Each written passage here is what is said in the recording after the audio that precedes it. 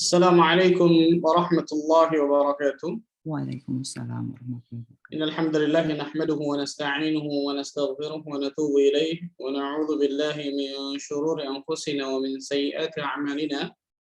Man yahdihillahu fala mudilla lahu wa man yudlil fala hadiya lahu. Asyhadu an la ilaha illallah wahdahu la syarika lah wa asyhadu anna Muhammadan 'abduhu wa rasuluh. Salawatullahi wa salamuhu alaihi نبينا وحبيبنا محمد صلى الله عليه وعلى آله وصحبه وسلم. قال الله تعالى في كتابه الكريم: يا أيها الذين آمنوا اتقوا الله حق تقاته ولا تموتن إلا وأنتم مسلمون أما بعد. Ikhwatal iman rahimani wa rahimakumullah, saudara-saudariku sekalian yang mudah-mudahan Allah tabaraka wa taala selalu berikan keberkahan dalam kehidupannya. Alhamdulillah, kita bersyukur kepada Allah tabaraka wa taala atas segala limpahan karunia dan nikmat yang Allah berikan kepada diri kita, sehingga pada kesempatan yang berbahagia ini Allah Subhanahu wa taala masih terus melimpahkan berbagai macam nikmat, karunia, hidayah, taufik, inayah kepada diri kita semua, sehingga kita dapat mengikuti kajian rutin kita, kajian online kita membahas tentang tafsir Al-Qur'anul Karim, itu khususnya surah Al-Baqarah. Kita berdoa kepada Allah Azza wa Jalla, semoga diri kita Allah berikan kemudahan untuk bisa memahami isi Al-Qur'anul Karim, dan semoga Allah Azza wa Jalla jadikan diri kita termasuk orang-orang yang mengamalkan isi Al-Qur'an, menjadi ahlul Qur'an. Ikhwatul iman rahimani wa rahimakumullah, salawat dan salam semoga tercurah kepada Rasulullah sallallahu alaihi wasallam, nabi akhir zaman, nabi yang telah membawa kita dari zaman kejahilian, dari zaman kebodohan, dari zaman keterasingan akan ilmu menuju zaman yang terang benderang akan ilmu syar'i, yaitu zaman as-sunnah. Ikhwani wa akhwati fiddin rahimani wa rahimakumullah, melanjutkan membahas kita, dan hari ini insyaallah taala kita akan memasuki Al-Baqarah ayat ke-58 dan juga 59. Kita baca dulu ayatnya. A'udzu billahi as-sami'il 'alim minasy syaithanir rajim min hamzihi wa nafthihi wa nafthihi. Wa idh qulna adkhulu hadhihi al-qaryata fakulu minha haythu syi'tum raghadan وادخلوا الباب سجدا وقولوا حطة نغفر لكم خطاياكم وسنزيد المحسنين.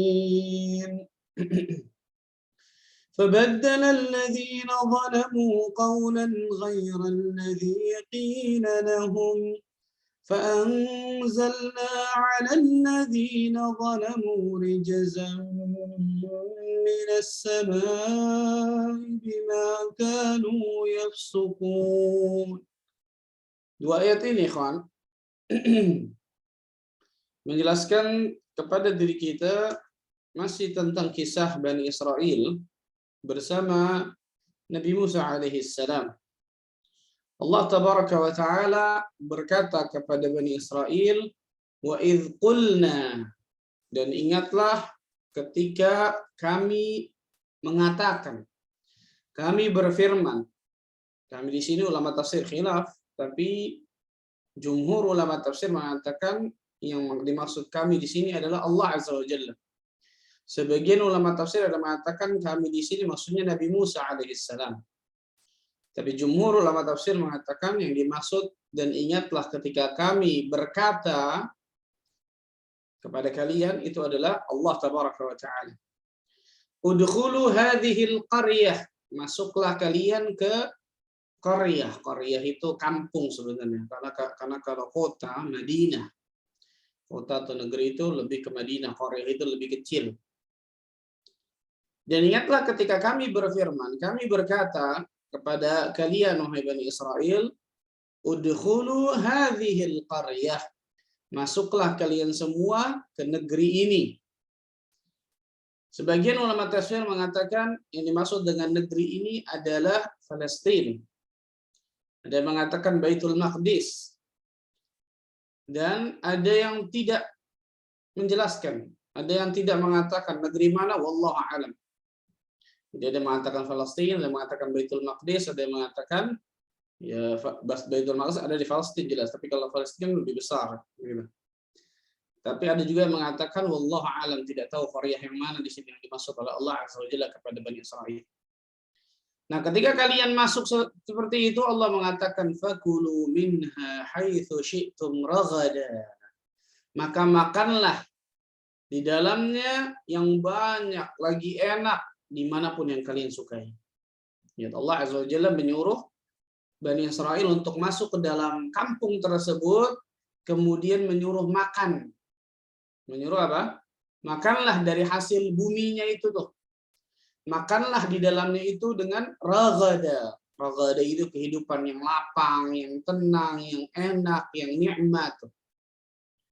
Nah, itu ragada. Makanlah dari hasil buminya di dalamnya dan makan dan juga apa yang banyak, lagi enak yang kalian sukai. Yang kalian sukai silakan. Dan perintah Allah selanjutnya apa?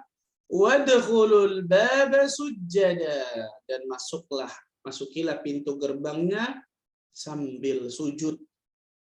Bagaimana mengatakan di sini sujud syukur. Sujud syukur, itu sujud mensyukuri kenikmatan yang Allah Azza wa Jalla berikan. Allah berikan qaryah ini, Allah berikan kampung ini. Perintah selanjutnya apa? Wa qulu hittatun naghfir lakum khatayakum. Dan katakanlah, jadi ketika masuk sambil sujud di depan gerbang tersebut, wa qulu hittah. Hittah itu disebutkan oleh para ulama, maksudnya adalah ampunilah dosaku atau ampunilah dosa kami. Bebaskanlah kami dari dosa.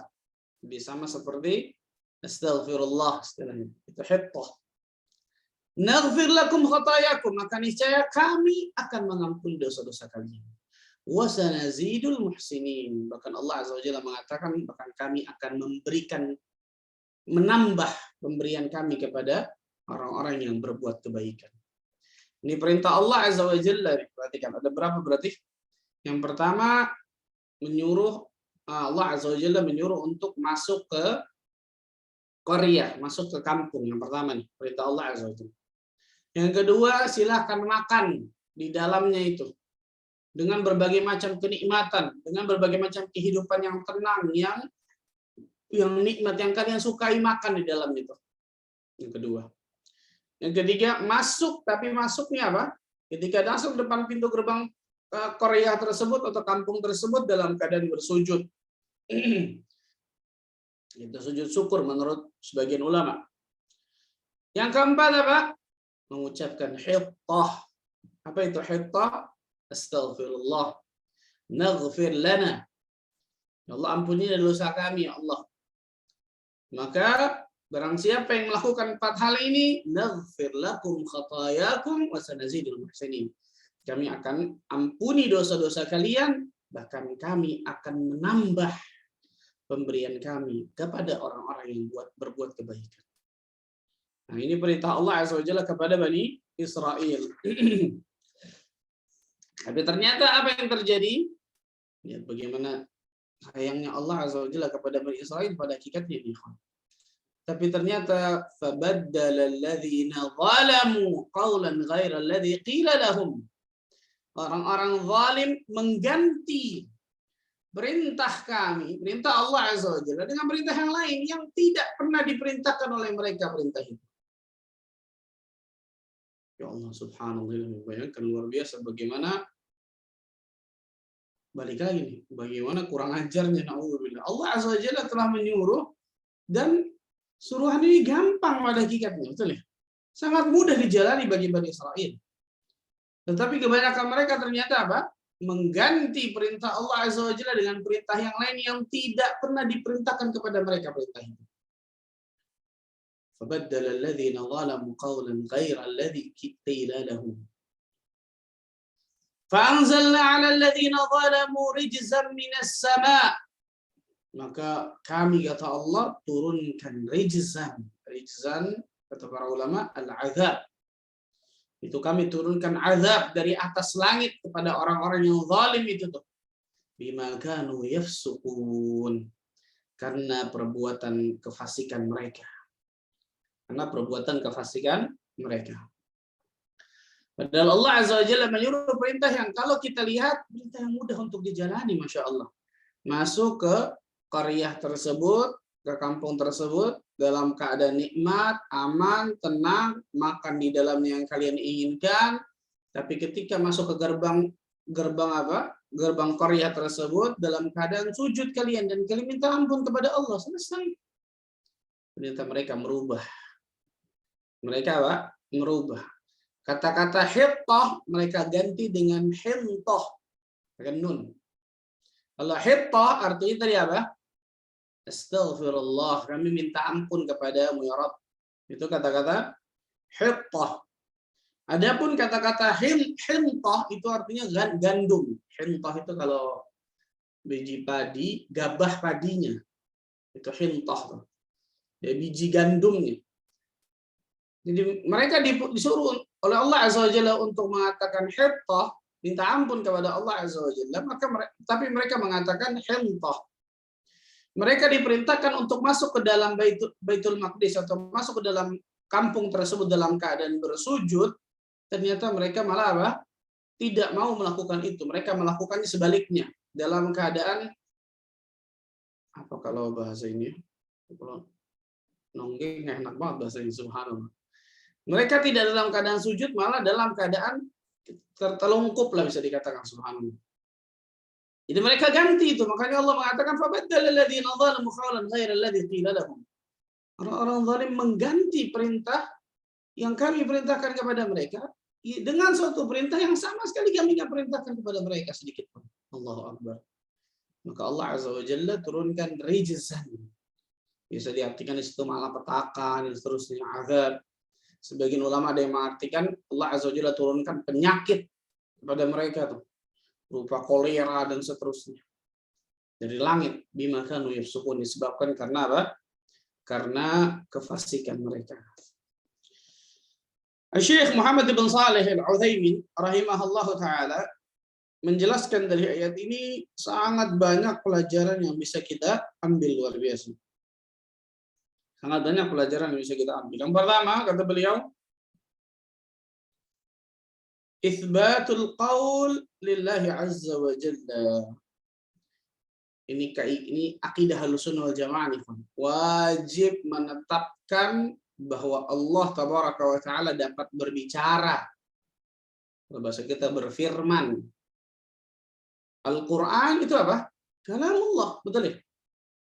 Al-Quran itu kalamullah, perkataan Allah Azza wa Jalla. Maka kita wajib menetapkan, Ahlussunnah wal Jamaah menetapkan Allah Tabaraka wa Ta'ala dapat berbicara dengan saut, dengan suara yang hakiki. Sebagaimana kita ketahui bersama, ketika Allah Azza wa Jalla berbicara dengan Nabi Musa alaihissalam dan juga Nabi Muhammad sallallahu alaihi wasallam, betul ya? Makanya Nabi Musa dipanggil kalimullah. Rasul sallallahu alaihi wasallam juga dipanggil kalimullah, Allah yang diajak bicara oleh Allah Azza wa Jalla. Dan ini jelas apa? Bertentangan dengan keyakinan orang-orang yang di luar Ahlus Sunnah yang mengatakan nggak mungkin Allah dapat berbicara. Berarti kalau Allah berbicara, Allah sama-sama dengan makhluknya, dokter. As-Sami', Al-Basir, Al-Alim. Allah Maha mendengar, Maha melihat, Maha mengetahui. Manusia juga mendengar. Manusia juga melihat. Manusia juga mengetahui, tapi bedanya Allah Maha. Apa Maha maksudnya? Tidak ada keterbatasan, kesempurnaan dari pendengaran Allah, kesempurnaan dari penglihatan Allah, kesempurnaan dari pengetahuan ilmu Allah Azza wa Jalla. Kalau kita keterbatasan. Kita mendengar, tapi jelas pendengaran makhluk berbeda dengan pendengaran Sang Khalik. Bapak Ibu ngomongin saya di sana, saya nggak tahu, betul ya? Kenapa? Ada batasannya pendengaran saya. Bapak Ibu ngapain aja di sana, saya nggak tahu, penglihatan saya ada batasnya. Tapi Rabbul Alamin nggak ada batasan sama sekali di pendengaran dan penglihatannya.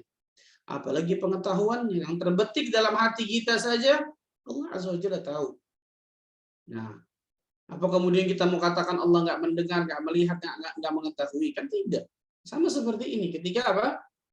Allah Tabaraka wa Ta'ala mengatakan wa idz qulna, dan ingatlah ketika kami berfirman, kami berkata di situ. Berarti Allah Azza wa Jalla, di antara sifat dari Allah Azza wa Jalla, di belajar tauhid semua sifat nih. Yang banyak dari orang-orang sekte-sekte yang di luar sana sesat naudzubillah yang tidak meyakini akan hal ini, bahaya luar biasa.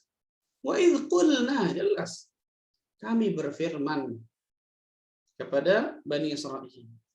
Maka itsbatul qaul lillahi azza wa jalla, wajib menetapkan bahwa Allah azza wa jalla dapat berbicara bahkan dengan sautin hakiki, dengan suara yang hakiki. Yang itu disebutkan oleh para ulama tentang masalah hal ini. Siapapun yang menyelisihi dari akidah ini, maka dia harus bertobat kepada Allah azza wa jalla. Karena dengan tegas para ulama mengatakan ini diantara tauhid al-asma wa sifat. Tauhid asma wa sifat Allah, nama-nama dan sifat-sifat Allah azza wa jalla. Ini yang pertama. Faidah pertama dari ayat ini. Kita wajib menetapkan bahwa Allah azza wa jalla mempunyai banyak sifat, di antaranya sifat Allah azza wa jalla al-qaul. Allah dapat berbicara dengan suara yang hakiki dan itu jelas ma'ruf. Allah berbicara dengan Nabi Musa, Allah berbicara dengan Nabi Muhammad SAW, tapi bicaranya jelas beda dengan makhluk. Allah azza wa jalla berbicara sesuai dengan keagungan dan kemuliaan beliau. Keagungan dan kemuliaannya. Itu yang pertama. Kemudian yang kedua, di antara faedah dari ayat ini disebutkan oleh Syekh Muhammad Shalih Al-Utsaimin rahimahullah taala, ba'adallahu lahum bidukhuliha wa yu'khadhu hadha al-wa'd min al-amr bid-dukhul. Faka'annahu yaqul fatahna lakum al-abwab fadkhulu. Janji Allah azza wa jalla kepada mereka, yaitu janji Allah azza wa jalla kepada orang-orang Bani Israil ini untuk memasuki kampung tersebut. Untuk apa? Memasuki kampung tersebut. Karena Allah dengan tegas mengatakan udkhulu hadhil qaryah. Udkhulu di sini fi'il amr. Fi'il amr kepada banyak orang. Kalau satu udkhul, masuk satu orang. Dua udkhula, banyak udkhulu. Udkhulu, masuk kalian semua hadhil qaryah, ke kampung ini nih. Berarti Allah azza wa jalla telah menyediakan kampung tersebut tuh. Jadi paham ya? Allah azza wa jalla telah mengambil janji kepada mereka, kalau aku bukakan kampung ini, kalian masuk ke dalamnya. Itu maksudnya. Udkhulu hadhil qaryah. Kalau aku bukakan kampung ini berarti apa? Karena dalam riwayat sebenarnya ada satu riwayat mengatakan bahwa Bani Israil pada saat itu sedang berperang melawan salah satu suku namanya suku Amalik. Ada sebagian riwayat mengatakan itu. Nah, Allah azza wa jalla mengatakan kalau aku menangkan kalian dari suku ini, masuk ke kampung itu tuh kalian semua. Berarti ini apa? Janji Allah azza wa jalla bahwa mereka akan masuki kampung tersebut dengan syarat kalian apa? Tunduk dan taat akan perintah Allah tabaraka wa taala tersebut. Ini menunjukkan bahwa diri kita sebagai kaum muslimin, ini pelajaran besar bagi diri kita nih. Apapun yang Allah dan Rasulnya perintahkan kepada kita, sami'na wa ata'na. Jelas. Jelas, subhanallah. Berapa banyak kita lihat perintah-perintah Allah dan Rasulnya. Kalau kita lihat secara logika saja, logika semata, wah kok begitu ya. Tapi yang bicara bukan logika. Di dalam agama ini bukan hanya logika yang bicara, tapi apa yang pertama iman. Akalnya jangan dibuang. Akalnya digunakan untuk memahami Al-Quran dan As-Sunnah. Akalnya digunakan untuk memahami dalil nas. Bukan akalnya digunakan untuk mempertentangkan dalil. Ini bahaya nih. Tapi yang paling pertama bukan akal, iman yang bicara di situ. Kalau yang pertama bicara akal, nggak mungkin Nabi Ibrahim alaihissalam mau meninggalkan anak istrinya di biwadin ghairi dzi zara'. Betul ya? Di suatu lembah yang nggak ada orang sama sekali, Mekah itu. Dulu nggak ada sama sekali. Kalau agama ini hanya dengan akal semata, atau yang paling pertama dengan akal, nggak mungkin Nabi Ibrahim alaihissalam mau nyembelih anaknya. Subhanallah. Tapi agama ini dengan iman yang paling pertama. Tapi jangan dibuang akalnya, digunakan akalnya untuk bisa memahami apa? Nas Al-Quran dan juga As-Sunnah. Allah tabaraka wa ta'ala berfirman di dalam surah Al-Ahzab, surah 33 Bentar, ayatnya saya lupa ini.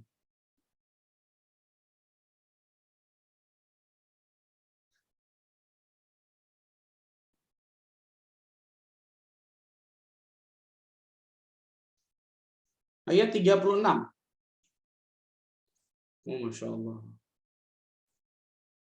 Dalam surat Al-Ahzab ayat 36, "Wa ma kana lil mu'minin wala mu'minatin idza qadallahu wa rasuluhu amran an yakuna lahumul khiyaratu min amrihim wa may ya'sillaha wa rasulahu faqad dhalla dhalalan mubina."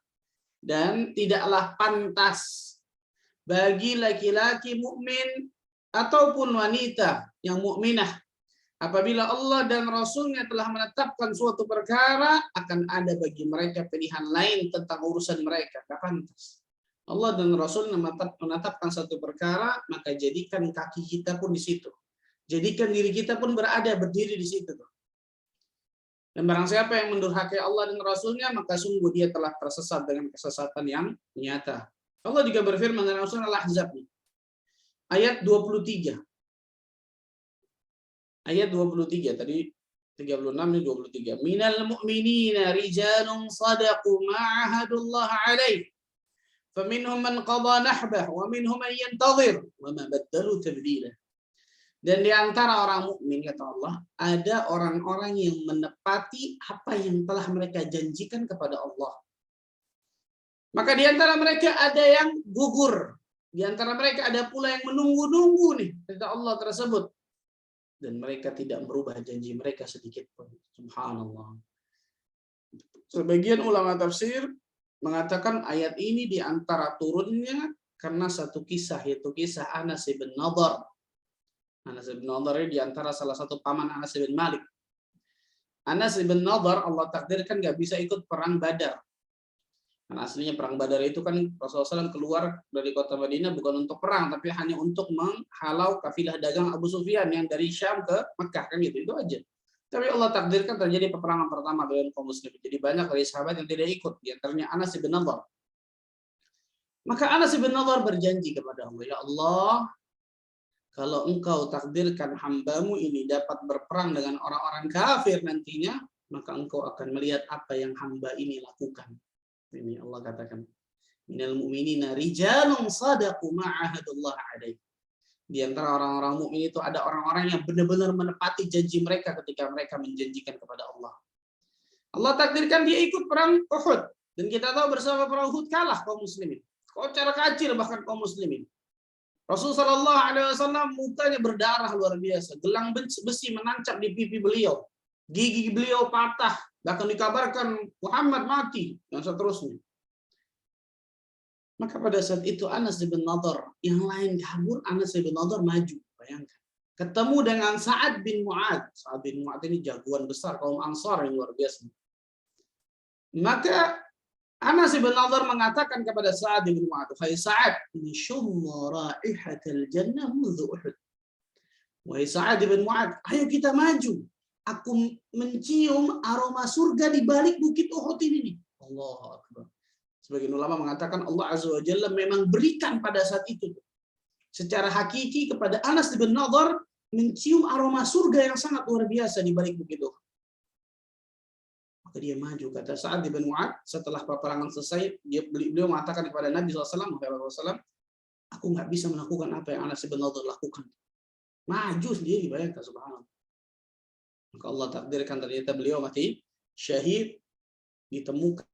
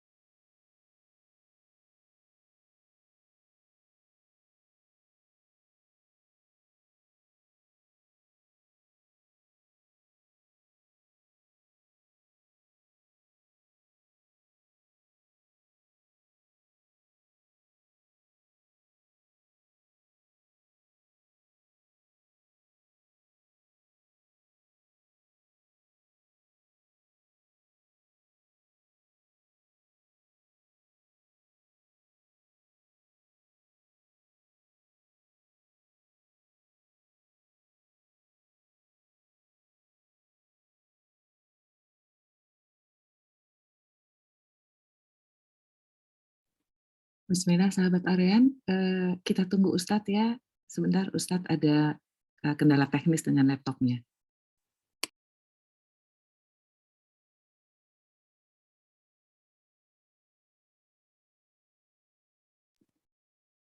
Uti Lucy, coba kita tes dulu. Ini sound-nya kedengaran nggak, Uti Lucy?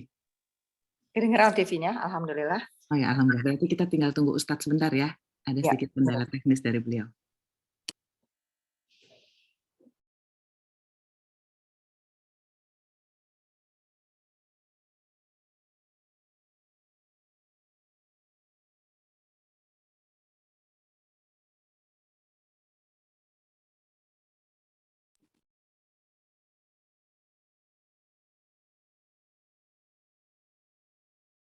Afwan, Ustadz? Bisa mendengar kami, Ustadz?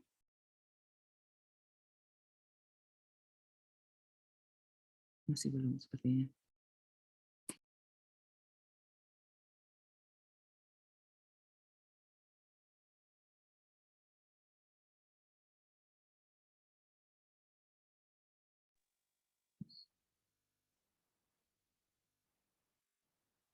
suara bagus kok TV-nya. Mungkin dari Ustadz, sebentar kita coba teleponnya.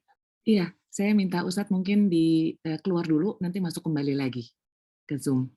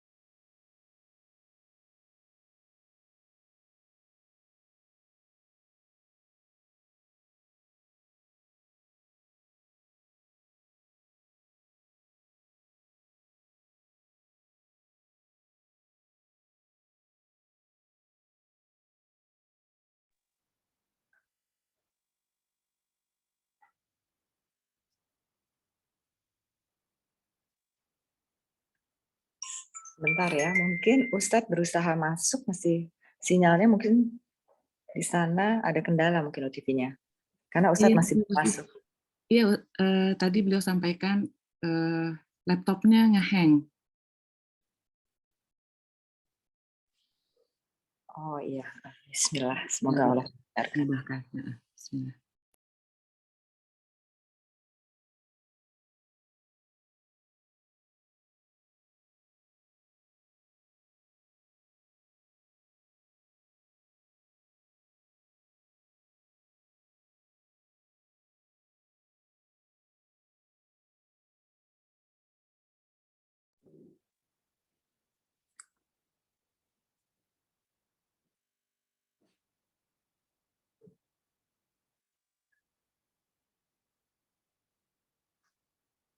Sambil menunggu Ustadz, insya Allah kita semua diberi kesabaran ya TV-nya ya. Ini bagian dari cobaan. Iya. Sahabat-sahabat Aryan, mohon keikhlasannya untuk menunggu Ustadz. Kita doakan mudah-mudahan Ustadz laptopnya bisa segera pulih dan bisa ikut bergabung kembali. Tapi saya juga sarankan mungkin beliau bisa dengan gadget biasa aja gitu untuk masuk kembali. Kalau memang laptopnya tadi agak bermasalah gitu. Iya, insya Allah betul TV-nya. Jadi tadi pembahasan kita baru di Al-Baqarah ayat 54 ya. Ustadz sudah join. 59 ya, sudah 58 59 ya. Oke, alhamdulillah nih Ustadz sudah masuk nih TV-nya. Oke. Uti Lucy mungkin bisa dijadikan ya. Ya, Assalamualaikum Ustadz. Assalamualaikum warahmatullahi wabarakatuh. Qadarullah. Nggak apa-apa Ustaz, lanjut Ustaz. Tadi sampai cerita Anas bin Nadir tadi. Nah, Allah Azza wa Jalla mengatakan dalam surah Al-Ahzab ayat 23, minal mu'minina rijalun sadaqu ma'ahadullah alaih. Di antara orang-orang yang beriman, ada orang-orang yang menepati apa yang telah mereka janjikan kepada Allah Tabaraka wa Ta'ala. Maka Anas bin Nadir yang sangat luar biasa menepati janjinya kepada Allah Azza wa Jalla ketika Allah takdirkan dia tidak bisa ikut perang Badar. Sehingga ketika dia ikut perang Uhud, maka dia maju sendiri ketika para sahabat ternyata kocar-kacir pada saat itu. Bahkan dia bertemu dengan Sa'ad bin Mu'ad, jagoan besar dari kaum Ansar, mengatakan nasyummu raihatal jannah mundu Uhud. Wahai Sa'ad bin Mu'ad, ayo kita maju. Aku mencium aroma surga di balik bukit Uhud ini. Sebagian ulama mengatakan Allah Azza wa Jalla pada saat itu memang berikan secara hakiki wangi atau aroma surga kepada Anas bin Nadir pada saat itu. Maka dia maju sendiri dan Allah takdirkan mati syahid. Dan ketika selesai peperangan, maka orang-orang mencari siapa saja yang mati syahid, dan diantaranya Anas bin Nadir. Yang bisa mengenalinya hanya saudari perempuannya. Dari mana? Dari jarinya yang ada bekas sesuatu yang memang ini Anas bin Nadir. Kenapa? Karena orang-orang kafir Quraisy bukan hanya membunuh dari Anas bin Nadir, bahkan mencincang-cincang, na'udzubillah, mutilasi kalau bahasa kita dari Anas bin Nadir. Dan ditemukan di dalam tubuhnya tersebut ada sekitar 70 sampai 80 luka dari sayatan pedang, tusukan tombak, anak panah dan seterusnya. Ya, Allah mengatakan di antara orang-orang mukmin ternyata ada orang-orang yang benar-benar menepati janji mereka ketika mereka berjanji kepada Allah Azza wa Jalla. Dan seharusnya seorang mukmin seperti ini. Harusnya seorang muslim seperti ini dalam menyambut janji-janji Allah dan Rasulnya, atau ketika kita pun berjanji kepada Allah Azza wa Jalla. Kemudian di antara pelajaran yang bisa diambil dari ayat ini, jawazu akli bani Israil min hadhil qaryah allati fatahuha. Bolehnya Bani Israel dalam memakan makanan yang ada di kampung tersebut. Kita tahu bersama, ikhwan, ghanimah, harta rampasan perang itu kan hanya dihalalkan kepada Nabi Muhammad SAW dan umatnya. Nah, sebagaimana Rasulullah SAW mengatakan, ada 5 hal yang tidak diberikan kepada selain dari diriku, atau selain dari diriku, dari para nabi sebelumnya. Di antaranya wa uhillat liyal maghanim, dihalalkan kepada diriku dan juga umatku ini ghanimah, yang tidak dihalalkan bagi umat-umat terdahulu. Tapi pada ayat ini Allah Azza wa Jalla membolehkan, kan saya katakan tadi, sebagian riwayat mengatakan Bani Israel sedang berperang dengan suku Amalik. Ketika menang, maka Allah Azza wa Jalla menyuruh untuk memasuki qaryah tersebut, kampung tersebut, dan makan makanan apapun, hasil bumi apapun yang ada di dalamnya. Loh, ini berarti ghanimah dong, Ustaz. Naam, ghanimah kata para ulama, tapi para ulama menyebutkan yang namanya ghanimah yang dihalalkan bagi kaum muslimin dan juga Nabi kita Muhammad SAW ala sabilit tamlik, dalam kepemilikan. Jadi kita tahu bersama, misal kaum muslimin melawan orang-orang kafir, menang, maka kemudian dapat ghanimah banyak, kemudian dikasih-kasih kan, Rasulullah SAW membagi ghanimahnya biasa itu kepada para sahabat, dan kepada Rasulullah 1/5 dalam ayat disebutkan 1/5, kemudian itu dibagi para sahabat. Nah itu kan kepemilikan, ketika sudah dikasih sama Nabi SAW dan juga Rasul mengambil 1/5, itu kan kepemilikan, betul ya? Nah, adapun Bani Israel, kata para ulama ketika menjelaskan ayat ini, la ala sabili tamlik, bukan dari kepemilikan. Jadi bukan tiba-tiba rumah di situ, qaryah di situ, kampung tersebut milik mereka, enggak. Tapi disebutkan oleh para ulama ala sabilil ibahah, dibolehkan saja tapi bukan menjadi kepemilikan. Jadi pahami bedanya ya. Misal antum boleh pakai mobil ini, rumah ini, motor ini, silakan pakai. Tapi bukan milik kita. Nah, itu ibahah. Ala sabilil ibahah, dibolehkan. La ala sabilit tamlik, bukan dari jalan kepemilikan. Nah, yang dibolehkan oleh Rasul sallallahu alaihi wasallam, yang Allah bolehkan Rasulullah SAW dan juga umat Nabi Muhammad SAW ini ala sabilit tamlik, kepemilikan. Setelah menang, berjihad melawan orang-orang kafir, kemudian mendapatkan ghanimah, maka ghanimah itu menjadi kepemilikan kaum muslimin. Sedangkan Bani Israel tidak, bukan kepemilikan, tapi hanya dibolehkan untuk memanfaatkan, tapi bukan apa? Menjadi kepemilikan. Subhanallah, ini lihat bagaimana para ulama menjelaskan secara detail tentang masalah ini, insya Allah. Kemudian selanjutnya, Syekh Ibn Utsaimin rahimahullah taala menyebutkan annahu yajibu ala man nasarahu Allah wa fataha lahu al-bilad an yadkhuluha ala wajhi al-khudu' wa syukur lillah. Wajib bagi siapapun yang Allah berikan pertolongan dan Allah bukakan satu negeri kepadanya sehingga mereka bisa masuk ke dalamnya, mereka masuk dengan khudu', dengan apa? Merendahkan diri mereka, tawadhu' kepada Allah, wasyukur, dan juga bersyukur kepada Allah Azza wa Jalla. Kenapa? Karena kemenangan ini bukan dari kehebatan mereka, tapi kemenangan ini semata-mata datangnya dari Allah Tabaraka wa Ta'ala. Makanya Allah Azza wa Jalla menyuruh tadi apa? Masuklah kalian ke dalam qaryah tersebut, ke dalam kampung tersebut, sujada, dengan sujud. Wa qulu hittah, dan katakanlah hittah, ampunilah dosa kami Allah. Nah, ini menunjukkan bahwa ketika Allah Azza wa Jalla memberikan kemenangan bagi kaum muslimin, membukakan mungkin satu wilayah, satu daerah bagi kaum muslimin kepada mereka, maka kewajiban diri kita ketika memasuki daerah tersebut dengan khudu' wa syukur, dengan merendahkan diri kita di hadapan Allah dan bersyukur kepada Allah akan nikmat yang Allah berikan kepada diri kita. Allah Tabaraka wa Ta'ala menyebutkan tadi wadkhulul baba sujada wa qulu hittah. Kemudian dalam ayat yang lain insyaallah kita pahami. Dalam surah Al-Fath ayat ke-1. Dalam surah Al-Fath ayat ke-1. Inna fatahna laka fatham mubina. Sesungguhnya kami telah memberikan kemenangan kepadamu dengan kemenangan yang besar. Dengan kemenangan yang apa? Besar. Dia yang berikan kemenangan kata Allah siapa? Inna fatahna. Subhanallah. Pakai fi'il madhi di situ. Sesungguhnya kami fatahna, yang telah membukakan, yang telah memberikan kepadamu fatham mubina, kemenangan yang nyata, kemenangan yang jelas. Jadi kemenangan itu tidak lain tidak bukan datangnya dari Allah Tabaraka wa Ta'ala. Makanya Rasul sallallahu alaihi wasallam ketika perang Badar, ikhwan, Rasul sallallahu alaihi wasallam ketika malam tidak tidur sama sekali.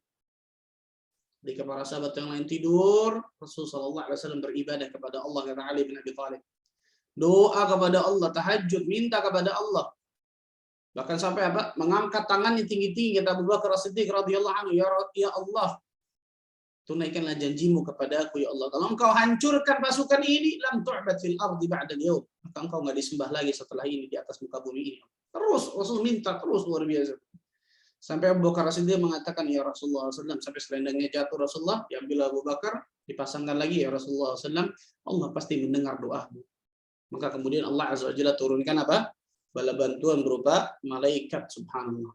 Jadi kemenangan itu datangnya dari siapa? Dari Allah Tabaraka wa Ta'ala. Dan ini menjadi pelajaran besar bagi diri kita nih. Kita sukses, kita mendapatkan keberhasilan, kita mendapatkan kemenangan, mendapatkan kenikmatan, itu datangnya dari Allah Tabaraka wa Ta'ala.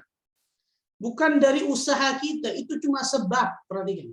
Betul, kita diperintahkan untuk menempuh sebab dengan benar. Sebab 1, 2, 3, 4, 5, dan seterusnya. Tapi nggak boleh kita bergantung kepada sebab itu. Syirik kecil ini, perhatikan nih. Kita menggantungkan hati kita kepada sebab, oh ini bahaya, subhanallah. Pada saat itu malapetaka biasanya. Itu kehancuran. Na'udzubillah min dzalik. Contohnya kapan? Ketika para sahabat dalam perang Hunain. Idz a'jabathu kafarah. Karena mereka ujub, bangga akan jumlah pasukan mereka yang banyak luar biasa, maka awal-awal peperangan Allah jadikan kalah dulu. Perang Hunain, ma'ruf luar biasa. Kenapa? Karena ada satu dosa yang dilakukan oleh Para sahabat pada saat itu ujub, bangga akan pasukan, jumlah pasukan yang luar biasa banyaknya, persenjataan yang luar biasa hebatnya. Allah Azza wa Jalla jadikan awal kalah dulu. Ketika mereka menyadarinya, baru Allah Azza wa Jalla berikan kemenangan. Lihat, inna fatahna laka fathhan mubina. Sesungguhnya kami yang telah memberikan kemenangan kepada kalian dengan kemenangan yang nyata. Maka ketika Allah Azza wa Jalla berikan kemenangan seperti ini, kewajiban bagi diri kita untuk tunduk kepada Allah, untuk merendahkan diri kita kepada Allah, untuk bersyukur kepada Rabbul Alamin atas kenikmatan yang Allah berikan kepada diri kita. Kemudian selanjutnya, ikhwan, di antara pelajaran yang bisa kita ambil dari ayat ini, dari dua ayat ini, annal jihad ma'al khudu'i lillahi azza wa jalla wal istighfar sababun lil maghfirah. Sesungguhnya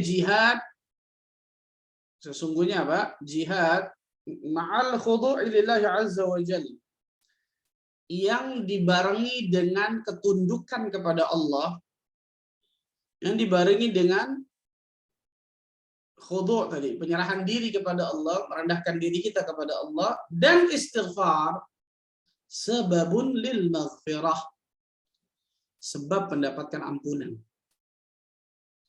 Sebab mendapatkan apa? Ampunan. Wasababun lil istizdadah.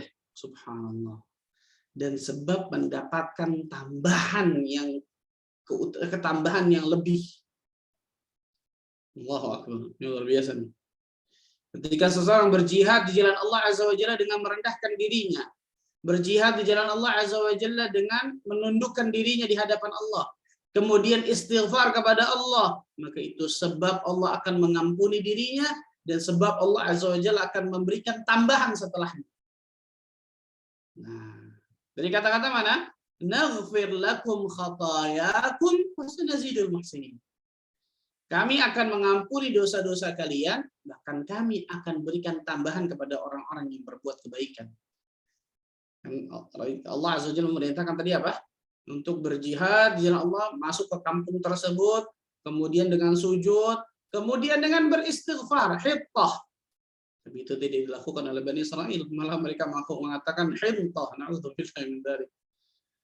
Maka dengan itu pasti kami akan apa? Ampuni dosa-dosa kalian, dan pasti kami akan menambah kenikmatan kepada kalian bagi orang-orang yang berbuat kebaikan. Ini luar biasa, kan? Pelajaran besar bagi diri kita nih. Pelajaran besar bagi diri kita, bagaimana luar biasanya istighfar. Bagaimana luar biasanya apa? Istighfar. Dan bagaimana luar biasanya bersyukur kepada Allah. Allah tabaraka wa ta'ala. Bagi barang siapa yang tidak lupa dan lalai untuk beristighfar dan bersyukur kepada Allah, Allah Azza wa Jalla akan jauhkan dari apa? Berbagai kemenangan, berbagai macam kebaikan kepada dirinya. Na'udzubillah.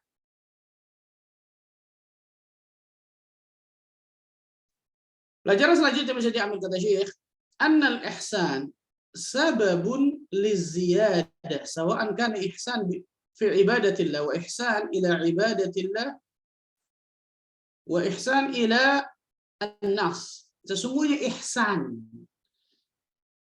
ini kalau arti bahasa Indonesia biasanya berbuat baik atau kebaikan. Nanti kita jelaskan. Sesungguhnya ihsan, kebaikan, sababun liziyadah, sebab bertambahnya kenikmatan dan keberkahan. Sebab bertambahnya kenikmatan dan juga apa? Keberkahan. Ihsan. Dan Allah tadi mengatakan apa? Wasanazidul muhsinin. Kami pasti akan menambah. Bagi siapa? Muhsinin. Bagi orang-orang yang berbuat kebaikan. Ihsan secara garis besar ada dua, terbagi dua. Yang pertama ihsan kepada Allah. Yang pertama ihsan kepada Allah.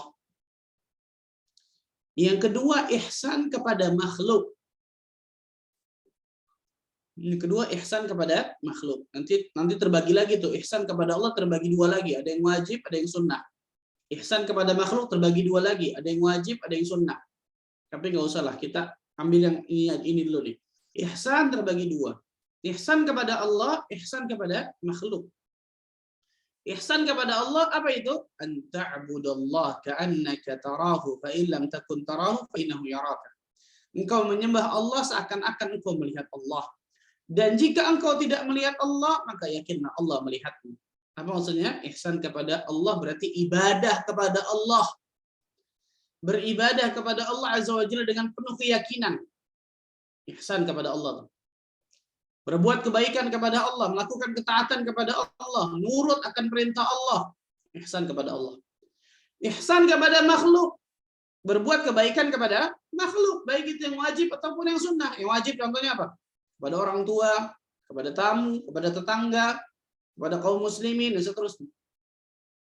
Nah, dua ihsan ini, ihsan kepada Allah ataupun ihsan kepada makhluk, sababun liziyadah. Itu sebab Allah menambah kenikmatan dan juga keberkahan dalam kehidupan kita. Nah, ini nikmatnya jadi orang ihsan, ikhwan. Ini nikmatnya jadi orang yang selalu melakukan kebaikan, baik itu kebaikan kepada Allah ataupun kebaikan kepada makhluk.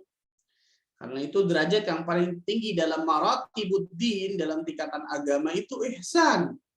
Islam, iman, ihsan. Orangnya muslim, mukmin, muhsin. Begitu ya? Allah dengan tegas mengatakan wasanazidul muhsinin. Kami pasti akan berikan tambahan kepada mereka orang-orang yang berbuat ihsan, kebaikan. Allahu akbar, subhanallah.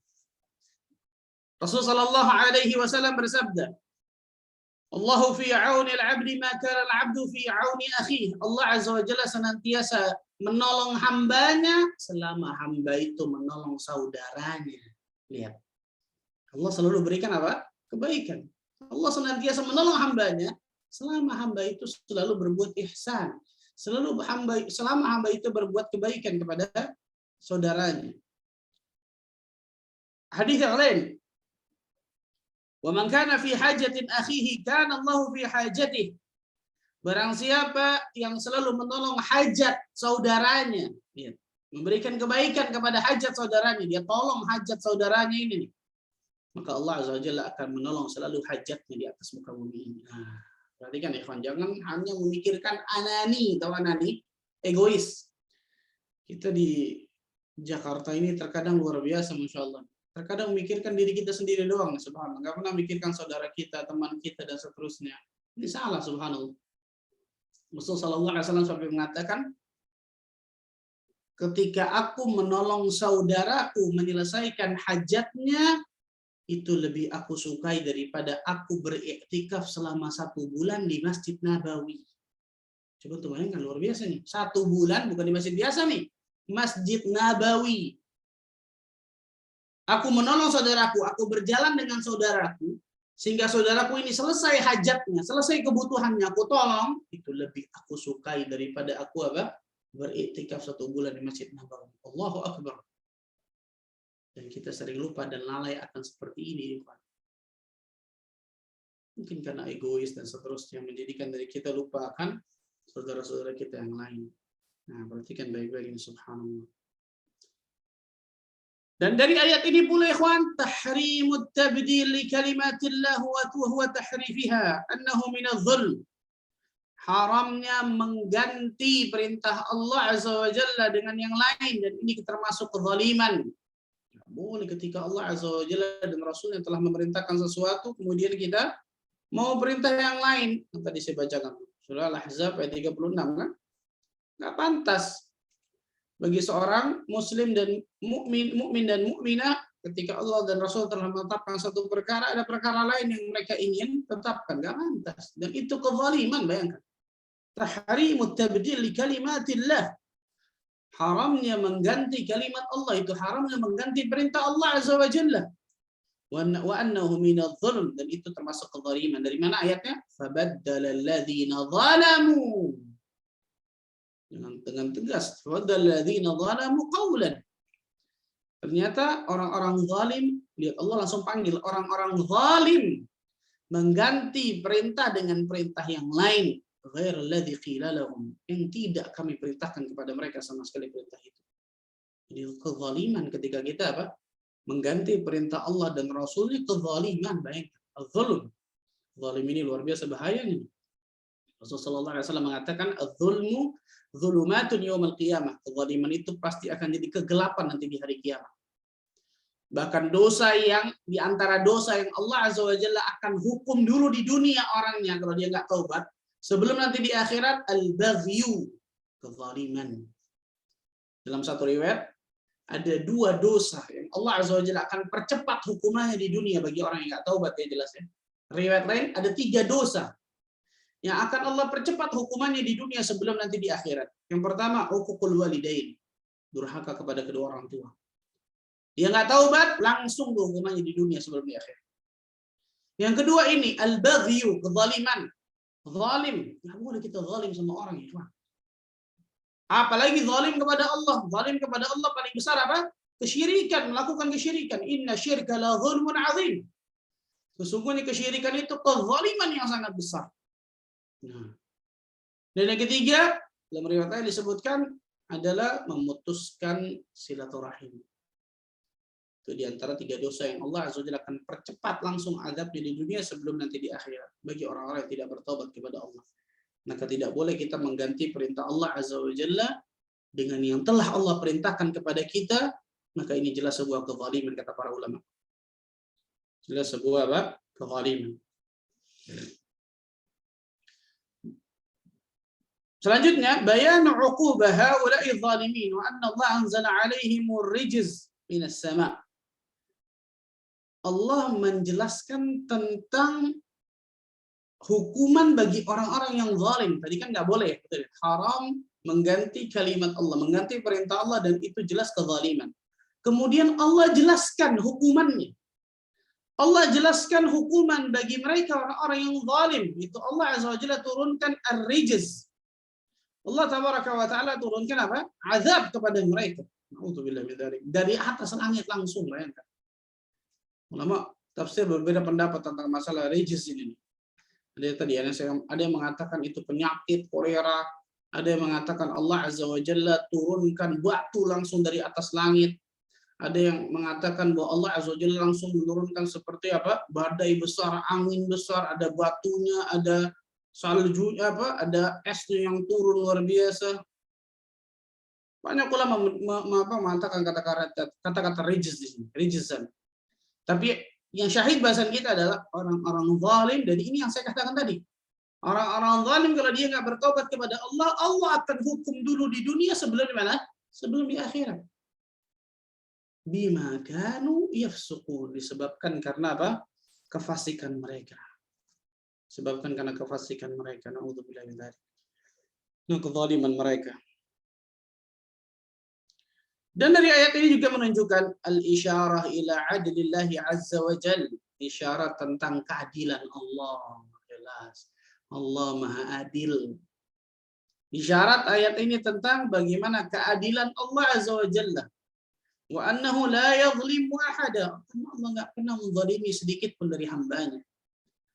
Wa annal insan huwa zalim li nafsi. Adapun manusia yang zalim kepada dirinya sendiri. Manusia yang zalim kepada diri sendiri, subhanallah. Allah tidak akan pernah zalim kepada hambanya sedikit pun, bayangkan. Wa anna Allah laisa bidhallamin lil 'abid. Dan sesungguhnya Allah Azza wa Jalla tidak akan pernah zalim kepada hambanya sedikit pun. Allah nggak mungkin pernah zalim kepada hambanya. Jadi yang zalim itu kita, yang bandel itu kita, ikhwan, yang bangor itu kita. Zalim kepada diri kita sendiri itu ketika kita buat maksiat, buat dosa, kedurhakaan kepada Allah, kita zalim akan diri kita sendiri pada hakikatnya. Zalim akan diri kita sendiri. Yang kezaliman kepada diri kita sendiri itu sama sekali tidak merugikan Allah. Perhatikan baik-baik nih, Pak. Sama sekali tidak merugikan Allah. Hatta seluruh makhluknya di jagat raya ini berbuat kezaliman, kefasikan, kemaksiatan, durhaka kepada Allah, itu tidak mengurangi sedikit pun dari kerajaan Allah Azza wa Jalla. Bayangkan. Tidak mengurangi sedikit pun dari kerajaan Allah Azza wa Jalla. Dan ketika seluruh makhluknya tuh dari jin dan manusia berbuat ketaatan kepada Allah, berbuat takwa luar biasa, tidak menambah kerajaan Allah sedikit pun. Jadi ketika kita buat ketaatan itu untuk kita buat kemaksiatan, dosa, kedurhakaan, itu pun untuk kita balasannya, bukan untuk Allah. Tidak merugikan Allah sama sekali, ataupun tidak menguntungkan Allah tidak menguntungkan Allah sama sekali, tapi untuk diri kita masing-masing.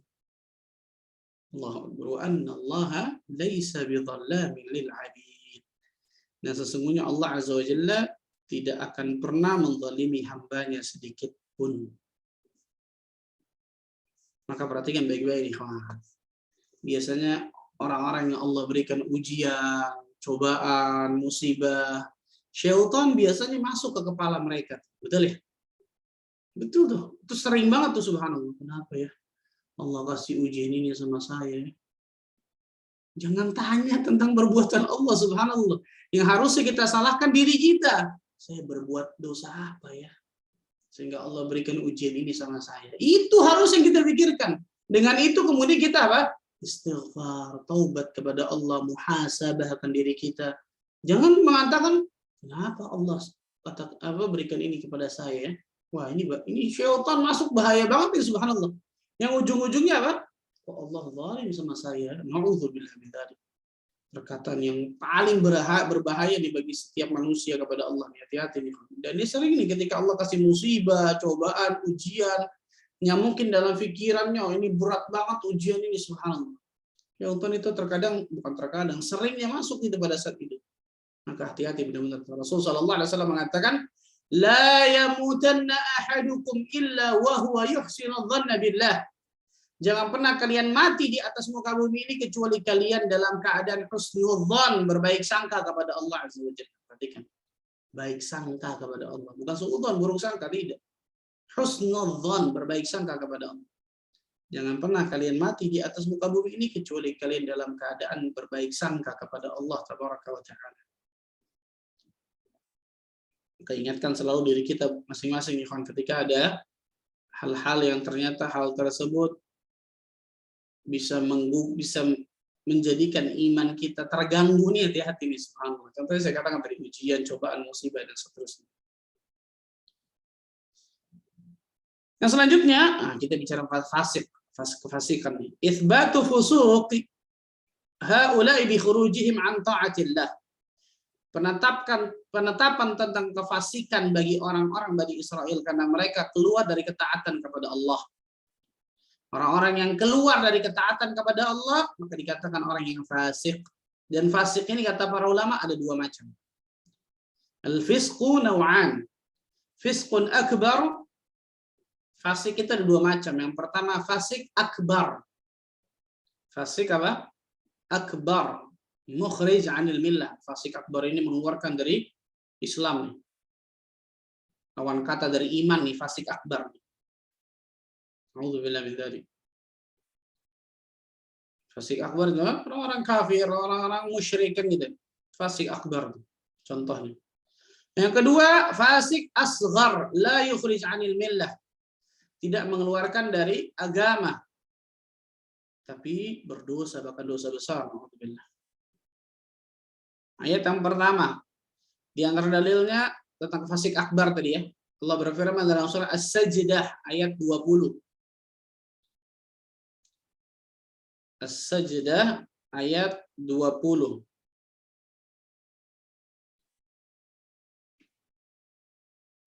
Wa ammal ladzina fasaqu fama'wahumun nar.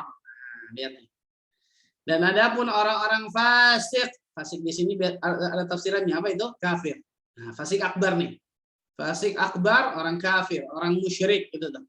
Maka tempat mereka itu jahanam, neraka. Ini fasik akbar nih. Fasik akbar itu orang-orang kafir, orang-orang musyrik, orang-orang yang menyekutukan Allah, berbuat kesyirikan, tidak menyembah kepada Allah, sombong kepada Rabbul Alamin, dan seterusnya. Adapun fasik yang kedua Allah sebutkan dalam surah Al-Hujurat ayat ke-6. Fasik asghar. Fasik kecil. Al-Hujurat ayat ke-6. Ya ayyuhalladzina amanu in ja'akum fasiqun binaba'in fatabayyanu. Wahai orang-orang yang beriman, jika datang kepada kalian orang yang fasik. Nah, orang yang fasik ini bukan orang kafir, tapi seorang muslim yang berbuat kedurhakaan kepada Allah, berbuat dosa, baik itu dosa kecil ataupun dosa besar terutama ya. Nah, fatabayyanu kata Allah, maka periksa dulu, teliti dulu tuh benar nggak beritanya tuh. Subhanallah. Nah, ini fasik akbar ataupun fasik asghar. Makanya seorang muslim ikhwan yang berbuat dosa, terutama dosa besar ya, selama dia tidak menghalalkan perbuatan dosa itu, maka dikatakan dia orang fasik. Fasik asghar nih. Dia dikatakan orang apa? Fasik. Jadi bukan seorang mukmin ketika buat dosa besar tiba-tiba berarti dia kafir. Enggak. Tidak. Kalau dia seorang muslim melakukan perbuatan dosa selama dia tidak menghalalkan perbuatan dosa itu, perhatikan. Oh, zina ini halal buat saya. Oh, sholat ini nggak wajib bagi saya. Na'udzubillah, perbuatan kufur ini. Tapi dia nggak sholat karena malas. Dia berbuat zina karena apa? Na'udzubillah, karena dorongan dari hawa nafsunya atau teman buruknya. Dia berbuat keburukan dosa besar yang lain karena syahwat buruknya. Maka ini dikatakan fasik, bukan kafir, fasik. Seorang muslim yang berbuat dosa atau seorang muslim yang tidak taat kepada Allah, keluar dari ketaatan kepada Allah Azza wa Jalla. Dan dari sini juga Allah Azza wa Jalla sebutkan apa? Sebabnya. Karena di ayat ke 59 Allah sebutkan di ujungnya bima kanu yafsukun. Ba dalam ayat itu ba sababiyah. Karena sebab. Nah, Allah Azza wa Jalla berikan rijzan tadi itu. Allah berikan azab berupa Allah turunkan hujan batu, Allah turunkan angin yang luar biasa besarnya. Allah Azza wa Jalla hancurkan orang tersebut. Kenapa? Bima kanu yafsukun. Ada sebabnya. Karena mereka berbuat kefasikan. Jadi ba dalam ayat itu sababiyah. Ba sebab. Karena mereka selalu berbuat kefasikan. Sehingga Allah Azza wa Jalla berikan hukuman.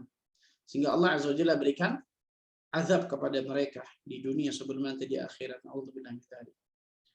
Nasallallahu alaihi. Maka dari sini kita bisa ambil kesimpulan adalah bahwa kefasikan itu mengundang murka Allah.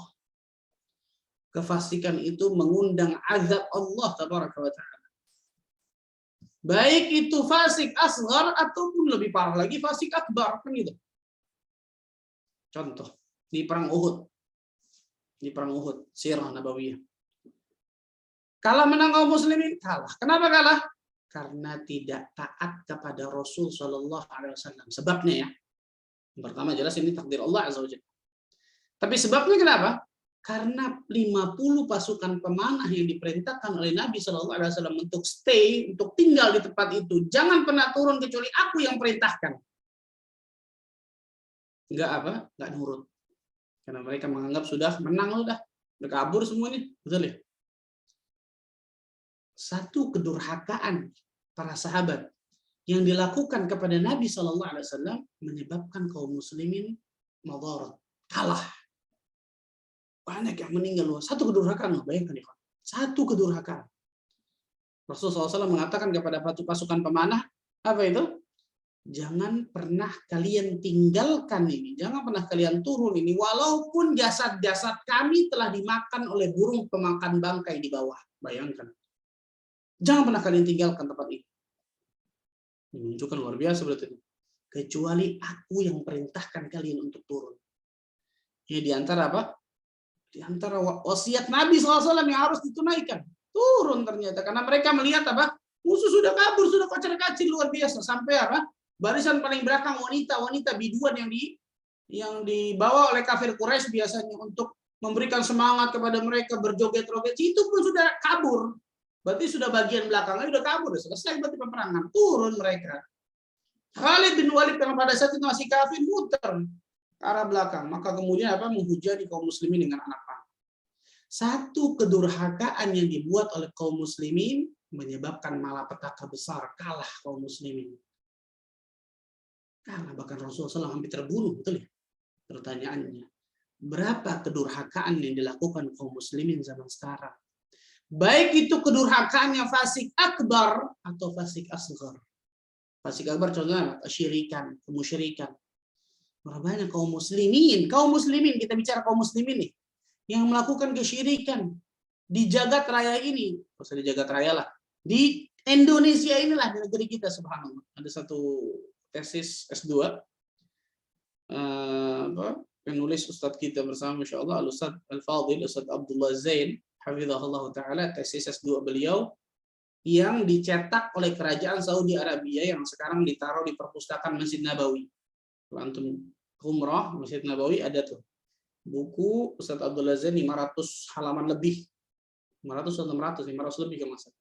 Itu berbicara tentang kesyirikan yang terjadi di negara Indonesia, dari Aceh sampai Papua beliau ngeliling, muter-muter keliling. 500 halaman lebih, coba untuk bayangkan. Kesyirikan yang luar biasa dilakukan kaum muslimin, yang dilakukan oleh kaum muslimin di negara kita ini. Allahu Akbar. Itu baru bicara kesyirikan, belum kita bicara kebid'ahan, belum kita bicara maksiat, dosa, belum kita bicara macam-macam luar biasa. Bagaimana Allah Azza wa Jalla akan bisa memberikan pertolongan kepada kaum muslimin, izzah, kemuliaan dari kaum muslimin, kalau ternyata kaum musliminnya sendiri tidak bertakwa kepada Allah Azza wa Jalla, tidak mengambil sebab-sebab yang menjadikan diri mereka mendapatkan kemenangan dari Allah, kan gitu ya? Makanya Umar bin Khattab radhiyallahu anhu mengatakan apa? Jangan pernah kalian takutkan dengan hebatnya senjata musuh, jangan. Tapi takutkanlah dengan dosa-dosa yang kalian lakukan. Karena dosa-dosa kalian kepada Allah itulah yang menjadikan kalian kalah. Yang menjadikan kalian terhina dunia akhirat, kata Umar bin Khattab. Dan benar. Benar, subhanallah. Maka dua ayat inilah yang insyaAllah ta'ala kita bisa ambil dalam kehidupan kita sehari-hari. Kita bisa ambil pelajaran besar, Masya Allah. Bagaimana Bani Israel yang Allah Azza wa Jalla berikan kenikmatan yang luar biasa besarnya dan banyaknya, tapi ternyata selalu ingkar kepada Allah Azza wa Jalla. Maka dari sini kita bisa mengambil pelajaran berharga luar biasa. Kalau kita sudah mempelajari seperti ini dan kita masih tetap seperti Bani Israel ini, tidak taat kepada Allah Azza wa Jalla, bahkan berbuat kedurhakaan selalu kepada Rabbul Alamin, berbuat dosa, maka jangan salahkan kalau Allah Azza wa Jalla berikan kehinaan bagi diri kita dunia akhirat. Wallahu a'lam bishawab. Silakan, mungkin ada pertanyaan sebenarnya. Barakallahu fikum Ustadz, wa jazakallahu khairan untuk pencerahannya luar biasa. Ini kita masih membahas tentang Bani Israel ya Ustadz ya. Sebagaimana sebelumnya juga kita telah membahas di Bani Israel ini yang dia pengen melihat Allah tapi langsung dihukum, ada petir langsung dimatiin kemudian dihidupkan kembali. Kalau ini azabnya beda lagi nih bentuknya yang ini ya Ustadz ya. Nah jadi gini Ustadz, sebelum sambil menunggu pertanyaan ya Ustadz, izin ya saya bertanya. Di surat Al-Baqarah ayat 58 ini kan Allah memberitakan empat hal kepada Bani Israel yang Ustadz sampaikan tadi ya.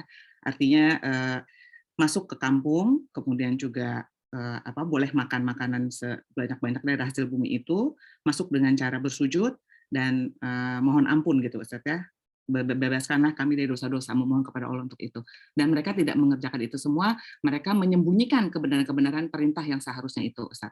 Pertanyaan saya gini, Ustaz, pada saat ini kan kejadiannya dengan Nabi Musa, Ustaz. Perintah Allah itu mereka terima dari mana, Ustaz? Dari kitab Tauratnya atau dari Nabi Musanya langsung? Gimana, Ustaz ini?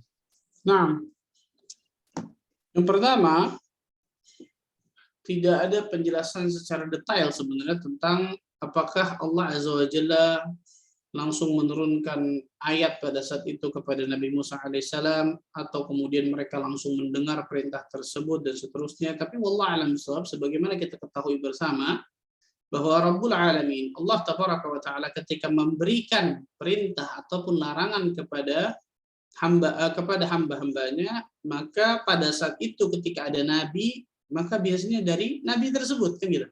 Allah Azza wa Jalla perintahkan nabi tersebut dulu dengan seperti ini, maka nabi itu kemudian menyampaikan perintah itu kepada Bani Israel. Itu yang biasa terjadi. Itu yang biasa terjadi, disebutkan oleh para ulama tentang masalah ini. Adapun secara detail apakah kepada Nabi Musa dulu atau turunkan Taurat dulu seterusnya. Tapi kalau Taurat pada hakikatnya sudah diterima oleh Nabi Musa ketika di Bukit Tur pada hakikatnya. Maka wallahu a'lam bishawab, dari yang terbiasa kita lihat dari kisah-kisah para nabi dan rasul terdahulu, maka Allah Azza wa Jalla menurunkan perintah ini kepada para nabi dan rasul itu terlebih dahulu, baru kemudian nabi dan rasul itu menyampaikan kepada umatnya masing-masing. Wallahu a'lam bishawab. Berarti artinya Ustaz bahwa Nabi Musa melihat sendiri ya pembangkangan yang dilakukan oleh mereka ini pada satu perintah Jelas yang sekali itu. Jelas sekali itu. ya Allah sedihnya, ya Allah. Nah, jelas itu. Sebagaimana yang kemarin kita jelaskan kan, ketika pulang dari Bukit Tur, Nabi Musa ngelihat mereka sudah nyembah anak sapi. Allahu Akbar, luar biasa. Ketika baru diselamatkan dari Firaun, baru kejaran nih, bayangkan di Firaun. Setelah itu kemudian apa? Langsung minta macam-macam dan seterusnya. Itu kan luar biasa, subhanallah.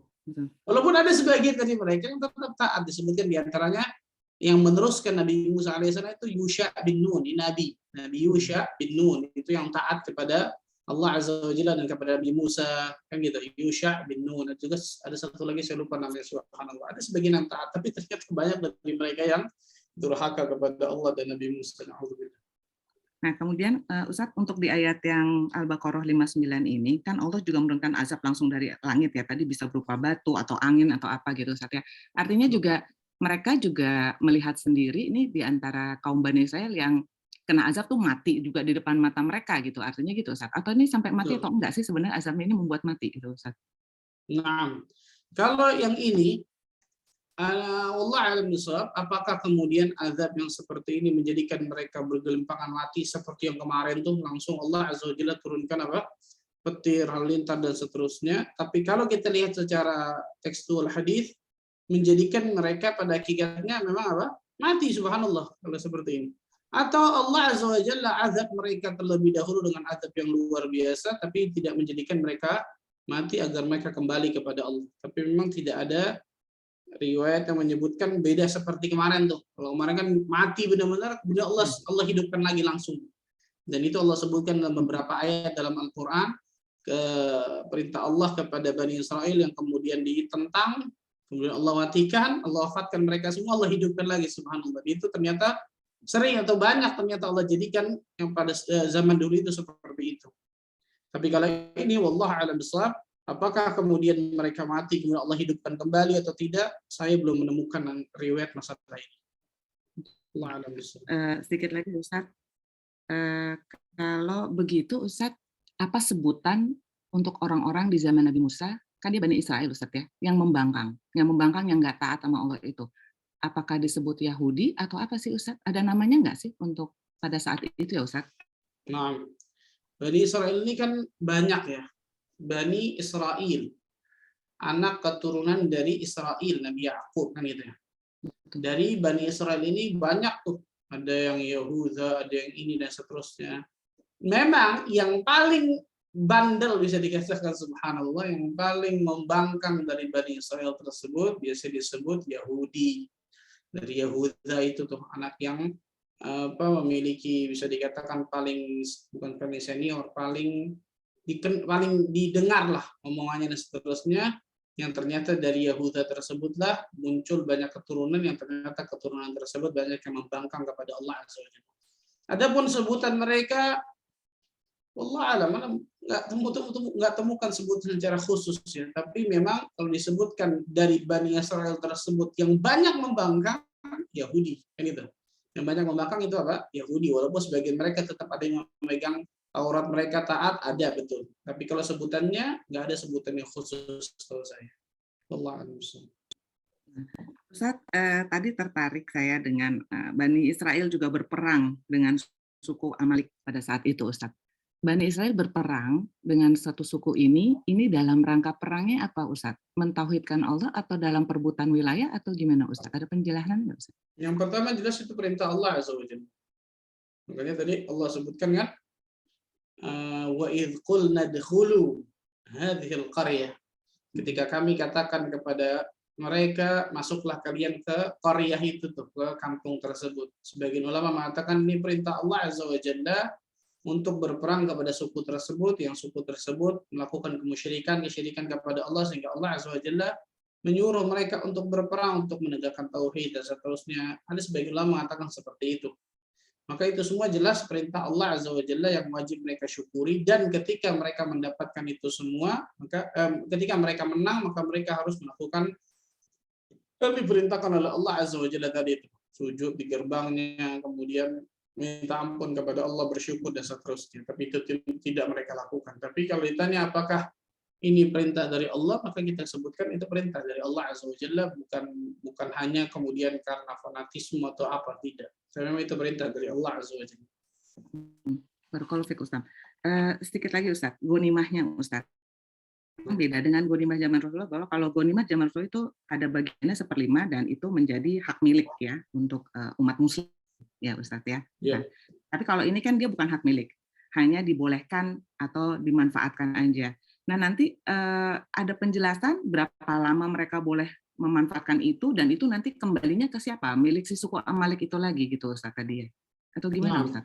tidak ada penjelasan berapa lama mereka mendapatkan pembolehan dari memiliki dari bukan memiliki, dibolehkan untuk memanfaatkan dari hasil bumi tadi dan seterusnya, dan tidak ada penjelasan juga apakah kemudian dibalikkan ke suku Amalek dan seterusnya. Tapi intinya kata para ulama bahwa ghanimah yang dibolehkan oleh Allah Azza wa Jalla kepada Bani Israel ini beda dengan ghanimah yang diterima oleh kaum muslimin. Karena kaum muslimin berarti kepemilikan mereka mendapatkan. Tapi kalau Bani Israel hanya pembolehan saja tapi tidak memiliki dari ghanimah tersebut. Itu aja penjelasan yang disebutkan para ulama. Wallahu a'lam.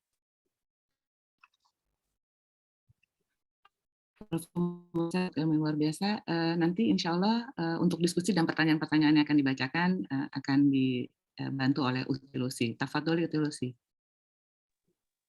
Ya, jazakillah khairan TV-nya. Assalamualaikum warahmatullahi wabarakatuh, Ustaz dan para jamaah. Ini sudah ada pertanyaan masuk, Ustaz. Baru satu pertanyaan. Silahkan kalau ada yang bertanya, para jamaah silahkan tulis di kolom chat ya. Bismillah, pertanyaan pertama Ustaz.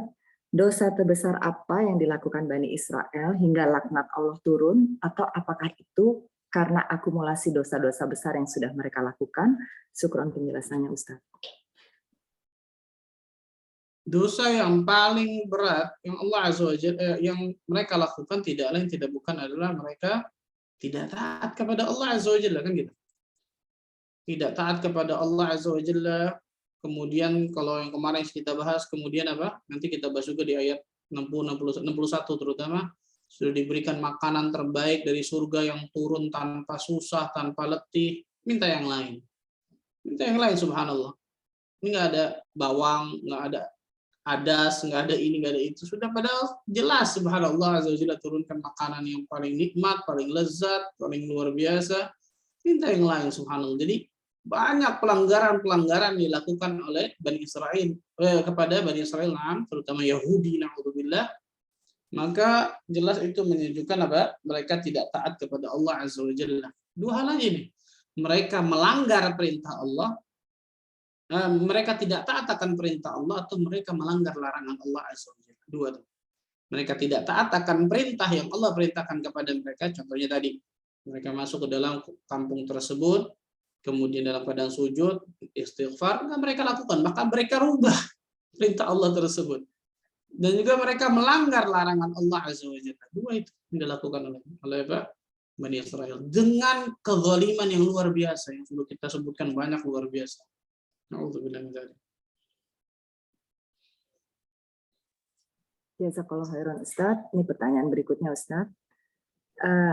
Apakah Yahudi laknatullah yang menguasai Palestina itu keturunan Bani Israel juga, Ustaz? Nah, kalau ditanya keturunan Bani Israel, betul sahih. Tapi tidak bolehnya, perhatikan nih, bedakan antara Israel dengan Yahudi.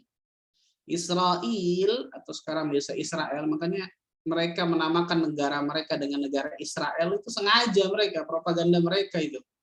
Banyak orang melaknat Israel, mengatai kata-kata yang buruk kepada Israel. Israel itu nabi. Nabi Ya'qub alaihi salam artinya hamba Allah. Sebagian ulama ada yang mengartikan hamba Allah yang sering berjalan di malam hari, dan seterusnya.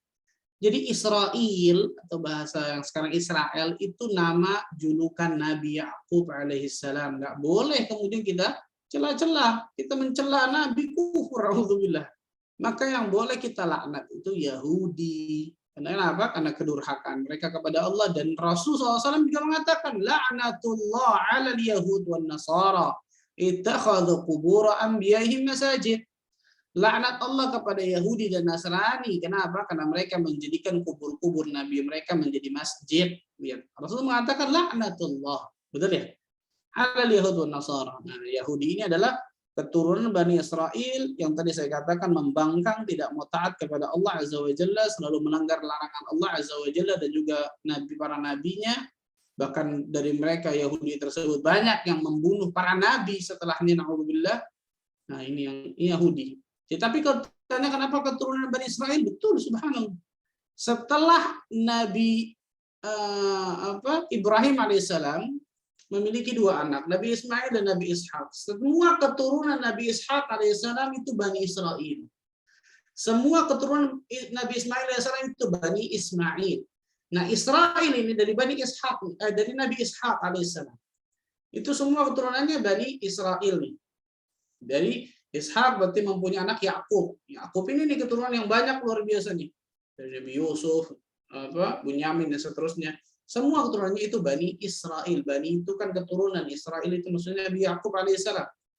Nah, itu keturunan semua dari setelah Nabi Ishak, Nabi Yakub, nah semua keturunannya itu Bani Israel. Adapun Ismail, setelah keturunannya Bani Ismail, di antaranya Quraisy, yaitu Nabi Muhammad SAW. Adapun dari mereka tadi, Bani Israel tidak semuanya kemudian orang yang buruk, enggak. Tidak semuanya orang yang buruk, dari mereka ada yang taat, contoh tadi saya katakan Yusha bin Nun, bahkan jadi nabi setelah Nabi Musa meninggal, kan gitu. Dan seterusnya. Allah Alhamdulillah. Ya, jazakallah khairan Ustaz. Pertanyaan sudah habis, belum ada lagi di kolom chat. Kita bisa sedikit diskusi ya Ustaz ya sama UTV-nya. Ya, bismillah Ustaz. Ini tadi bagus sekali mengenai Al-Quran, Al-Baqarah ayat 58 sampai kita baru mengenai bahwa begitu kufur nikmatnya ya orang-orang Bani Israel ini Ustaz ya. Nah sekarang gini Ustaz, setiap hari kita itu kan sehari-hari kita baca Al-Fatihah di surat di setiap sholat-sholat kita. Dan itu Al-Fatihah itu termasuk bagian dari rukun sholat. Jadi nggak ada Al-Fatihah maka sholatnya nggak akan sah gitu kan ya Ustadz ya. Nah di Al-Fatihah itu di ayat terakhir ya Ustadz ya, ayat ke-7 kita setiap saat kita minta di situ kan. Ihdinas siratal mustaqim siratal ladzina an'amta alaihim. Bahwa kita diminta untuk tunjukilah jalan yang lurus. Yaitu jalan yang mana? Jalan yang orang-orang yang engkau beri nikmat. Ya. Tapi di situ yang paling terakhir adalah ghairil maghdubi alaihim waladdallin. Di situ bukan jalan orang-orang yang engkau murkai dan bukan jalan-jalan orang yang sesat gitu ya Ustadz ya. Nah, apakah di sini sudah jelas di situ jelas bahwa yang dimurkai sama Allah itu adalah tertuju kepada Yahudi dan yang sesat itu adalah tertuju kepada Nasrani, Ustaz? No. Silakan Ustaz. Para ulama, sebagian ulama ketika menafsirkan ayat tersebut menarik. Sebagaimana kita ketahui bersama, al-maghdub dalam ayat tersebut ditafsirkan memang adalah al-Yahud, orang-orang Yahudi. Ad-dhalin dalam ayat tersebut ditafsirkan oleh para ulama adalah an-Nasara, itu Nasrani.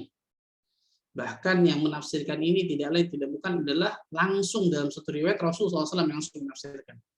Al-Maghdub itu Yahudi, ad-dhalin itu an-Nasara. Sebagian ulama mengambil hikmah besar. Kata beliau, kata mereka, Yahudi dimurkai oleh Allah Azza wa Jalla. Kenapa? Karena sifat mereka. Apa sifat mereka? Dzu ilmin bila amal. Mereka punya ilmu tapi kosong dari amalan. Mereka punya ilmu, tahu ilmu mereka bukan bodoh, mereka berilmu. Tapi mereka tidak mengamalkan ilmu yang telah mereka mengetahui, ilmu yang telah mereka ketahui. Tidak mengamalkan maksudnya tidak mempraktikkan bagi diri mereka sendiri nih, kecuali hanya sedikit dari mereka. Mereka punya ilmu tapi kosong dari amalan.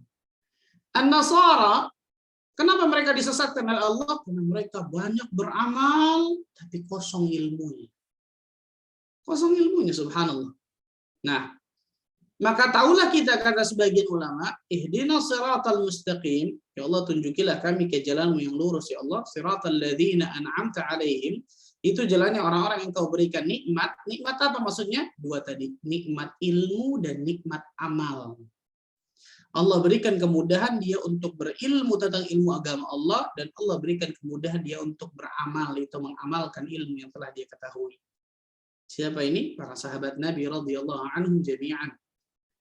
Sebagian Allah mengatakan para sahabat Nabi Allah berikan dua kekuatan ini. Quwwatul ilmiyah wa quwwatul amaliyah. Kekuatan ilmu dan kekuatan amal. Kekuatan ilmu dan juga kekuatan apa? Kekuatan amal saleh. Beda sama Yahudi dan Nasrani. Yahudi punya ilmu, kosong dari amalan. Nasrani punya amal, tapi kosong dari ilmu. Adapun kaum muslimin harus dua-duanya kuat, harus dua-duanya benar. Ilmunya benar, amalnya benar. Maka hati-hatilah, kata para ulama. Ketika kita punya satu ilmu, Allah kasih satu ilmu kepada kita nih, tapi kita tidak berusaha mengamalkan ilmu yang telah kita ketahui tersebut, hati-hati menjadi orang yang dimurkai seperti orang Yahudi. Kita tahu ini haram nih, tapi tetap aja kita kerjain. Nggak ada usaha untuk bisa menjauhi sesuatu yang haram. Hati-hati dimurkai seperti orang Yahudi, karena mereka Yahudi punya ilmu, tapi tidak mengamalkan ilmunya. Atau kaum muslimin yang beramal banyak, ketika ditanya, ini ada dalilnya nggak? Oh, ini kan bagus, Ustaz. Ini kan baik, Ustaz. Saya tanya, ada dalilnya nggak? Saya hanya mencukupkan diri yang ada dalilnya dari Allah dan Rasulnya. Yang nggak ada sih, tapi kan baik. Hati-hati menjadi orang yang disesatkan seperti Nasara, karena mereka banyak beramal tanpa ilmu. Nah, maka kaum muslimin dua ini harus apa? Harus benar dalam dirinya, harus kuat dalam dirinya. Quwwatul ilmiyah wa quwwatul amaliyah, kekuatan ilmu dan kekuatan amal saleh. Karena dua hal inilah para sahabat kuatnya dari dua hal ini. Mereka berilmu tentang ilmu agama Allah, dan mereka mengamalkan ilmu agama Allah tersebut dalam kehidupan mereka sehari-hari. Wallahu a'lam bishawab.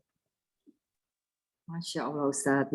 Jadi kita juga jangan salah ya, dan kita juga jangan terlalu pede gitu bahwa sebenarnya di sini kita diminta dilindungi dari orang-orang yang dimurkai, itu maksudnya Yahudi dan Nasrani. Ternyata itu adalah sifat-sifat seperti itu. Jadi justru kaum muslimin sendiri jangan sampai kita merasa udah Islam, kita nggak mungkin seperti itu. Bukan seperti itu ya Ustadz ya. Berarti karena orang munafik pun juga bisa termasuk sesat. Orang yang dimurkai itu juga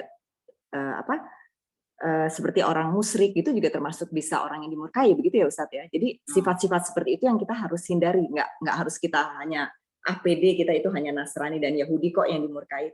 Ternyata bukan seperti itu ya Ustadz ya. Sehari-hari pun kita bisa masuk ke jurang yang bisa menjadi sesat atau murka gitu ya Ustadz ya. Baik Ustadz. Jadi termasuk juga di situ sebenarnya kan juga penyembah berhala kan Ustadz di situ. Jadi termasuk murka dan sesat itu juga. Nah, jelas kan mereka para penyembah berhala. Nah, masalah itu. Atau mereka tahu ilmunya tapi mereka tetap lakukan aja. Wallahu a'lam bishawab. Ya, baik Ustadz. Jazakallahu khairan. Ini ada pertanyaan lagi masuk Ustadz.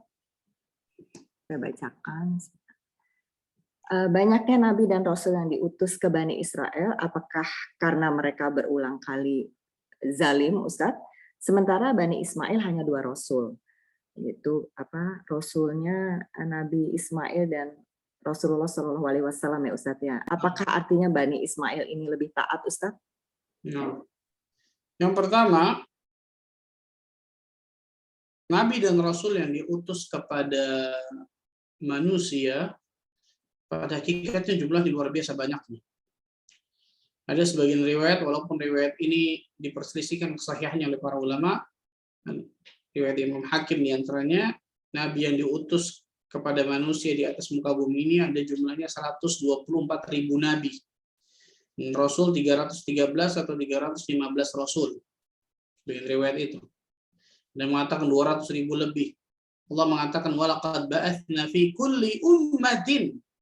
Dan sungguh kami telah mengutus kepada setiap umat.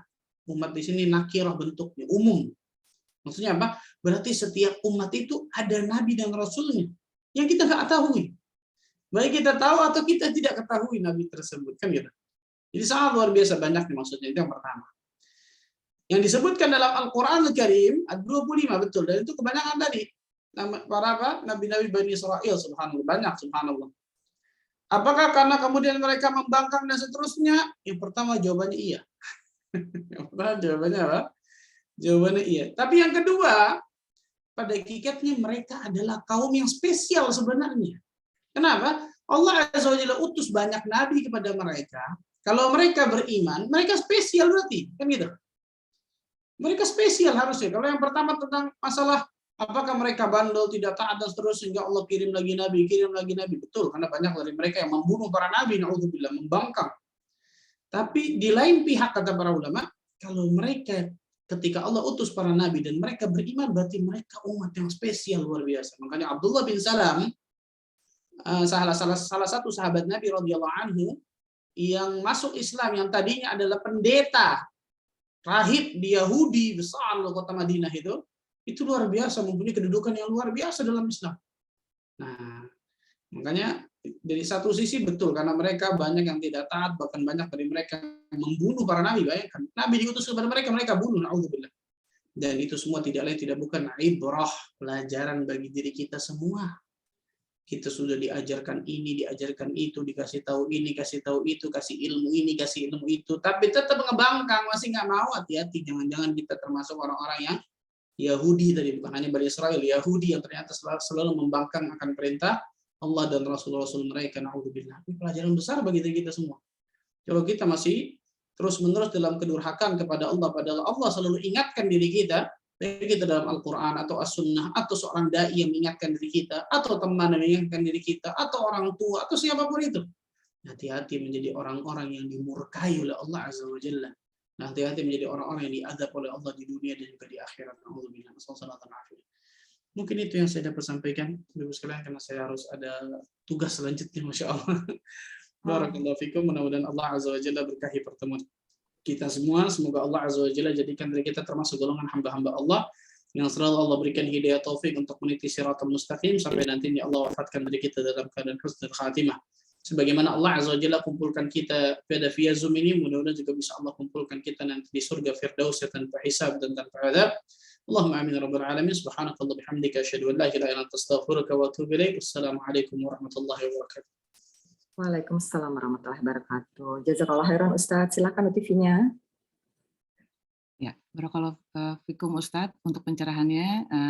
Pada siang hari ini kami telah terus diingatkan bahwa kita selalu ingat Bani Israil itu sebenarnya adalah suatu kaum yang Allah lebihkan sebenarnya dibanding kaum yang lain dalam atas kenikmatan. Tapi mereka ini mempunyai tabiat atau mungkin yang suka melanggar ya Ustadz ya, mendustakan nikmat Allah. Mereka suka menentang Allah, kadang-kadang mereka suka melanggar larangan Allah dan Rasulnya, suka berkhianat, suka mengubah bahkan ini yang terakhir firman dan hukum yang Allah telah tetapkan.